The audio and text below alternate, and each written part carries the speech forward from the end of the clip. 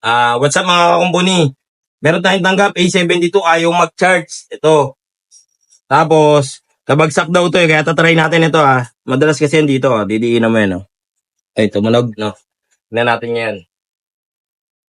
Tignan natin kung mag-charge na. Yan diinan natin dito. Ito kasi kadalasan sakit ng mga Samsung pag nababagsak Sa A51, A52, mga kadalasan tanggap ko Yan, pangalawang libre to ngayong araw Pangalawang libre ngayong araw. Hindi natin sisingilin yan. Pagka basic dito, madalas hindi ko sinisingil palagi pala. Hindi ko sinisingil.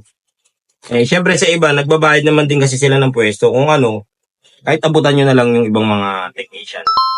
Kung di kayo singilan, abutan nyo na lang. Pero kung hindi talaga ako hindi ako tumatanggap. Nagcha-charge na. Nagbukas na rin. Ayun, bukas na yung charging sa inyo. Kita ba ito? Ayun, kaya lang. Ayun 7 hours. Yung charger ko hindi naman pasta. Okay na, ibibigay na natin ito.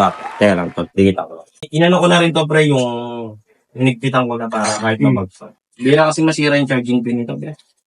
Ayan, bibigay na natin sa kumpare natin. Ayan. Ingat pare. Sige na, God bless, God bless. Ay, nakita nyo, pangalawang libre. Hindi tayo naningil Kaya dito sa Shiloh Marian Repair Shop, punta na kayo.